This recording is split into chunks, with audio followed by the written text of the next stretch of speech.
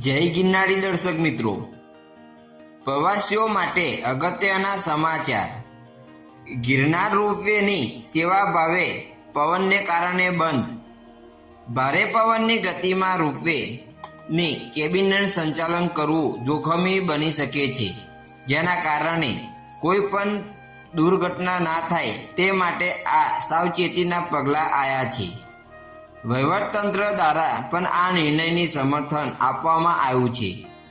Ropeway બંધ થતાં યાત્રાળુઓને પગપાળા જવું પડશે। જૂનાગઢથી સુદર્શિત ગિરનાર પર્વત પર તેજ પવન ફૂંકાવાના કારણે રોપવે સેવા આસ્થાની રૂપે બંધ રાખવાનો નિર્ણય લેવામાં આવ્યો છે। રોપવે સંચાલક કંપનીના દ્વારા આ નિર્ણય લેવામાં આવ્યો છે, જેનો મુખ્ય હેતુ પ્રવાસીઓ અને યાત્રાળુઓને સલામતી સુનિશ્ચિત કરવાનો આવ્યો છે।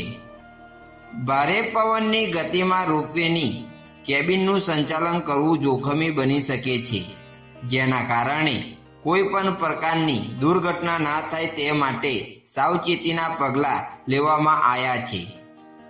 વહીવટતંત્ર દ્વારા પણ આ નિર્ણયને સમર્થન આપવામાં આવ્યું છે।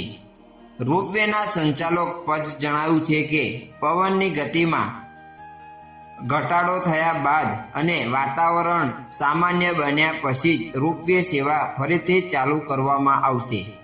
હાલમાં ગિરનાર પર્વત પર તેજ ગતિના પવનો ફૂંકાઈ રહ્યા હોવાથી પ્રવાસીઓએ દર્શન માટે પગથિયાં ચડીને જ જવું પડશે, જેના કારણે વૃદ્ધો અને અન્ય મુસાફરોને થોડી હાલાકીનો સામનો કરવો પડી શકે છે। જો કે સુરક્ષાની બાબતમાં કોઈ બાદછોડ ન થાય તે માટે આ નિર્ણય યોગ્ય માનવામાં આવે છે। યાત્રાળુઓને હાલાકી અને અપીલ।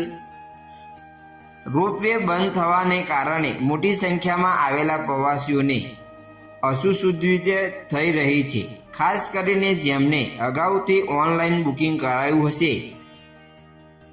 ગિરનારની મુલાકાત લેવા આવનાર યાત્રાળુઓને અપીલ કરવામાં આવે છે કે તેઓ રોપવે ફરી શરૂ ન થાય ત્યાં સુધી ધીરજ રાખી અને પોતાના જીવનને જોખમમાં મૂકીને મુસાફરી ન કરે।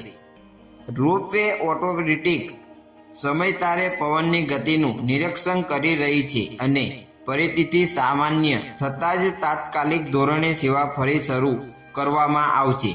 આ નિર્ણય પ્રવાસીઓની સુરક્ષાના ધ્યાનમાં રાખીને લેવાયેલો એક જવાબદાર નિર્ણય છે।